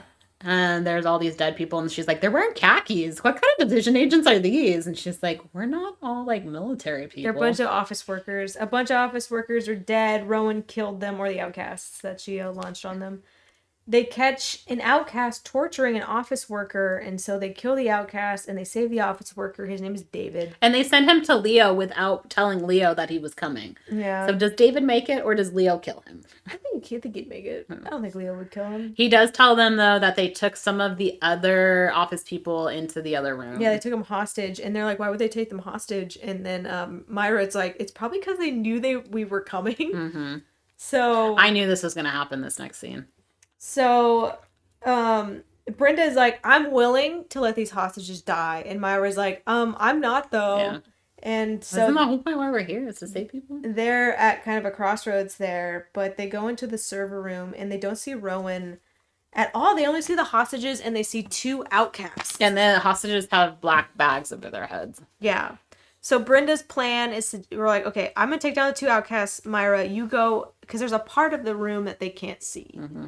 So they're like, okay, well, that's probably where Rowan is. So Maira, you go ahead and you go take out Rowan, and I'll take out the 2 other outcasts. But they bust in, and Rowan's not there. It's empty. Dun, dun. Brenda gets shot by one of the hostages with a shotgun. No. So her leg is severed. And it was Rowan. She was pretending to be a hostage. That's why they do that. I've seen this in so many things. I actually haven't. I was like, whoa, what a fun twist. Yeah. Brenda's down. She didn't shoot at anybody. Did she kill the outcast though? Well, I guess she had to, huh? Yeah, because they're not in there anymore. Myra... She tells, Rowan tells Myra to put the gun down. She's like, yeah, don't shoot. I'll kill Brenda. Toss your weapons to the side. And Myra... She's got the rifle. Did. Much to Brenda's displeasure. She's then like, we yep, not going to do that. Evil villain speech. Rowan is keeping them alive because, she wants to watch the world burn. She wants an audience. And 2, she's like, so your countermeasure to hack my defenses to make it so I can't hack into anything worked really well because I can't actually destroy the core with my EMP grenades because you prevented it. So I'm going to need you to turn off whatever you did. So she's like, doesn't know what that is. And it's like, how do you not know what that is? You're cybersecurity. Myra's countermeasure, blocked Rowan from her EMP charges. So Myra asked her, why are you doing this? Electromagnetic pulse. And Rowan is basically like, the Division sucks and I hate them. That's pretty much all she says. Well, we find out that, is this the chapter where we find out that the Division was responsible for her family's death? Yeah, I feel like that was earlier and I didn't write it down. Probably. Well, I think it was actually this one because she's like, oh, did she really tell you the truth? Oh, no, because she says she told me the truth. So she tells maybe in the truck. I don't remember. But what comes down to is Brenda didn't want to lose Rowan as an agent because obviously Rowan has quite the credentials. Mm-hmm. And it turns out that Rowan's family was in a quarantine zone and they basically got infected and then in a shootout via the outcasts and the division agents basically killed her parents who were kind of outcasts, I guess, in that way. Maybe they're just collateral damage, maybe the beginning of the outcasts, but the Division killed her parents, so she didn't want to tell her that because obviously she wanted her as an agent. And the outcast, they told her that. So she's like, oh, I guess I'll go rogue now, because... Rowan goes rogue. Yeah, Rogan. And so she's like, turn off your program. And so Myra's like, okay. I'll do that if you let go. The hostages have to go. Brenda has to go. And she was like, no, I'm keeping Brenda here. I'm going to kill her. And she's like, what's more important for you, to destroy the core or to kill Brenda? Destroy the whole Division or get your revenge on Brenda. Mm-hmm. And she's like, good plan. I'll get my revenge on the Division instead. So Brenda's like, Myra's like, okay. And she pulls out her tablet and she's like, okay, I'm turning it off. And she turns it off. And she puts it down. And then she's Billy the freaking Kid. She shoots Rowan in the head with the gun from the dead service agent, recruitment agent. Rowan steps forward to go check the computer, and Myra just quick draw shots her in the head. Brenda's like, "Oh, thanks, we did it, kid." They free the hostages. Brenda drags herself over to Rowan's body and closes her eyes. You know, the classic thing. And Brenda then loots Rowan and gives Myra her she resets it. Division watch and all of her gear and is like, welcome to the Division. Welcome to the Division. And that's it. And that's the end of the book. It's the end of the book. And at first I was like, that seemed kind of abrupt. Like, what the hell? Is Leo dead? No, he was watching the door. Yeah, but he had he watched the door because he was injured. Maybe he had the drug cocktail too. Yeah. Like, what? But there's a second book, so I will forgive. I'll forgive. Welcome to the Division. She did it. She passed her probation period. Passed the test. The fact that though she had the watch in the opening thing. Well, she had Brenda's watch for a hot second. Yeah, but not in this scene. Yeah, no. Not in the cover scene. So I have no idea what the cover of that book is from. I thought it was from. I have no idea either. The Frades and the Roamers fight, but so that was it. No. So that was the book. We done. We did it. Next month, we're reading our first Halo book. Oh my gosh. The Fall of Reach, which everyone told me. I was like, because freaking Elise over here didn't want to read any Halo books. I'm not a big Halo fan. But, because we're not Xboxers. I played Halo. I asked my Xboxers what's the best one, and they were like, The Fall of Reach is the best one, and that's the first one. And then I was on Book Outlet, and this was like $3. So it's the origin story of Master Chief, who we've met. Master Chief. What? Yeah. I know, but what are you talking about? We've met him. Yes? So we know who Master Chief is. Just so Like, you we've all met know. both the voice actor and Oh, in real life. Yeah. I was like, I'm so confused. Just so you guys know, we know who Master Chief is. Yeah, we've met both the voice actor and the mocap actor. Yeah, we did. I do have his autograph. I got a picture taken with him. It was great. So yeah, that is what Chiefs. is coming up. The Played fall all of the of Halo games Reach. like 2 years ago. So you're gonna. I haven't played Halo in years. We should play probably Reach decades. together since this is the fall of Reach. Apparently, this one contradicts. It's not canon. It is. The funny thing about the Halo books is that all of them are considered canon, and that's what's wild about them. It's a wild world. This that Halo one, world. This one contradicts the game Reach, so that'll be interesting. Anyway, yeah, exciting. All right, see you next time. See you next time. Bye bye.